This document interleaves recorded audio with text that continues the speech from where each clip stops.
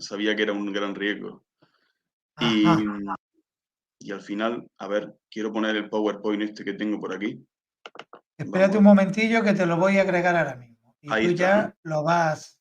Ahí va. mm, Sí, Fenomenal. En Ojíjar 5 grados, dicen por ahí. fíjate. Sí. Bueno, Cuéntanos. he titulado esto Granada, cuna, patria y origen de la Inmaculada Concepción. Y no es que me haya motivado mucho, sino porque es la realidad, como vamos a ir viendo poco a poco. Vale. Así que vamos a empezar, si te parece, Miguel Ángel.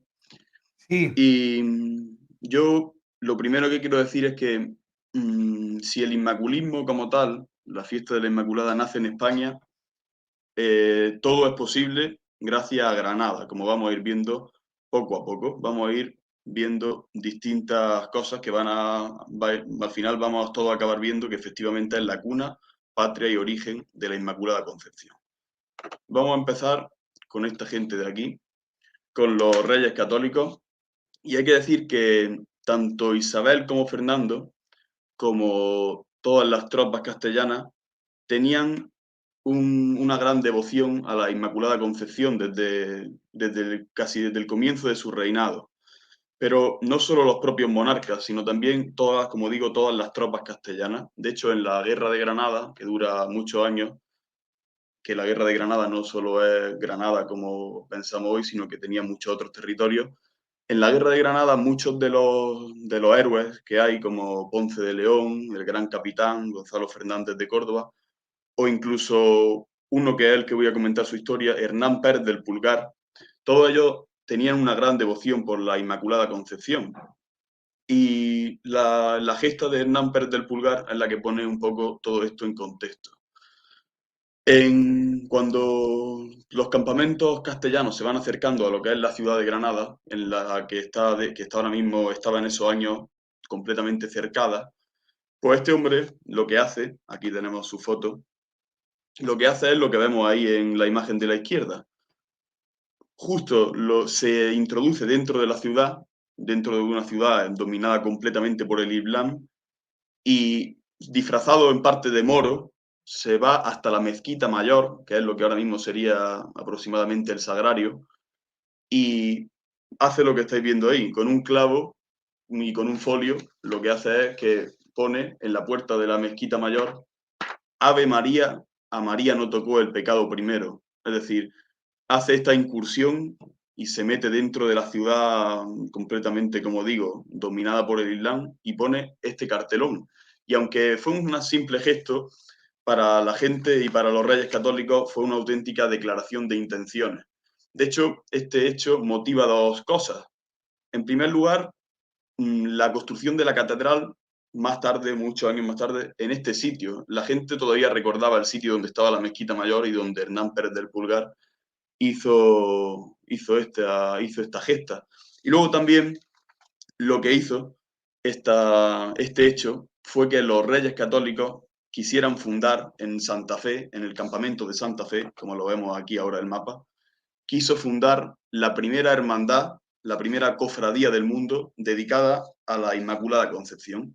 Digo del mundo porque en el mundo no había ninguna cofradía, ninguna hermandad dedicada a la Inmaculada Concepción. Y esto es lo que hacen, lo hacen en el año 1491. Es decir, todavía faltaba un año para entrar en la ciudad y ellos pues efectivamente fundaron esta cofradía, la primera cofradía del mundo dedicada a la Inmaculada Concepción. Fue aquí en Granada. Cuando ya más tarde entraron ya los Reyes Católicos, la primera iglesia del mundo, pero del mundo entero, que se dedicó a la Inmaculada Concepción es esta que tenemos aquí, que la conoceréis mucho, la iglesia de San Jerónimo. Y esto fue en el año 1492, justo cuando entraron, aunque es verdad que la iglesia se acabó de construir mucho más tarde, en el 1517. De hecho, justo en lo alto del crucero hay una inscripción que lo recuerda. Pone que en 1492 se dedicó esta iglesia a la Inmaculada Concepción y que es el primer templo del mundo dedicada a esta advocación mariana. Pues ya tenemos la cofradía, la primera cofradía del mundo en Granada, la primera iglesia del mundo en Granada, dedicada a la Inmaculada Concepción, y vamos a seguir con el catálogo porque esto va para largo. Ahora tenemos que tener en cuenta que si los reyes católicos profesaban una gran devoción para la Inmaculada Concepción. Cuando se produce la Reconquista, esta devoción sale a la vista, nada más que ver esta fotografía que tenemos. La cuestión concepcionista tiene un antes y un después a finales del siglo XVI. El arzobispo Pedro de Castro, que es este señor que tenemos en la fotografía de la izquierda, y el hallazgo de los libros plúmbeos en el Sacro Monte hace que la Inmaculada Concepción como tal salga completamente a la palestra y pase de un ámbito nacional a un ámbito completamente internacional, universal. En los libros plúmbeos, en uno de los libros, aparece la siguiente frase, que es la que todos conocemos: a María no tocó el pecado primero. Y falsedad de los libros aparte, aquí en esta frase se esconde el por qué España, a lo largo de los siglos, hizo y consiguió el dogma de la Inmaculada. Sin duda es en esta frase de este libro, porque esto motivó que el arzobispo Pedro de Castro, en el año 1600, justo en el año 1600, hiciera la primera legislación del mundo a favor de la Inmaculada Concepción. Todavía, esto estamos hablando del 1600, quedaban todavía unos 13 años para que en Sevilla se empezara a hablar, y una pugna que tuvieron, se empezara a hablar de la Inmaculada Concepción. 13 años antes, en Granada, en el 1600, el arzobispo Pedro de Castro ya hizo la primera legislación a favor de la Inmaculada que se hizo en todo el mundo. Tenemos la cofradía, la iglesia, la primera legislación, como digo, y vamos un poco también a hablar del arte. Se produjo en Granada el primer grabado. El grabado es un grabado que no se tiene claro efectivamente de cuál se trata, sí la autora, pero el primer grabado inmaculista que se hizo en el mundo fue en Granada en el año 1615. Y lo que hizo fue trazar un modelo que se adelantó casi unos 35 años a los modelos que más tarde traería Pacheco, por ejemplo, otro de los artistas que más tratarían a la Inmaculada. Este es otro de los aspectos desde el punto de vista artístico que muestra la primacía de Granada. Tenemos la cofradía, la iglesia, la legislación, el primer grabado y también el primer sermón del mundo de la Inmaculada, sermón como tal que tengamos escrito, que lo hizo un canónigo de la catedral y que también fue catedrático en la Universidad de Granada. Fue en 1611 y era Gonzalo Sánchez Lucero, el primer sermón en el mundo dedicado a la Inmaculada. Esta imagen que vemos ahora en la diapositiva es la preciosa Inmaculada que hay en San José. Muchos la conoceréis y es una auténtica maravilla. Y ahora pasa algo también bastante clave en esto de la Inmaculada. En el año 1617, el Papa Pablo V hace un decreto en el que desde el punto de vista concepcionista apenas se avanza nada. No fue un gran avance desde el punto de vista concepcionista. No declaraba el dogma, no decía nada, vaya. Pero en España, como somos, y sobre todo por aquí abajo, pues aquí la noticia, ese decreto, fue recibido con muchísimo entusiasmo. Y lo que pasó fue que en Granada, el decreto fue en el 1617, pues justo el 25 de noviembre de 1617 se produce una cosa, perdón que le he dado sin querer la tecla, se produce una cosa justo tras el decreto del Papa, que es que se empiezan a hacer juramentos de sangre en muchas instituciones, es decir, que juraban defender, en este caso, la Inmaculada Concepción con su propia sangre.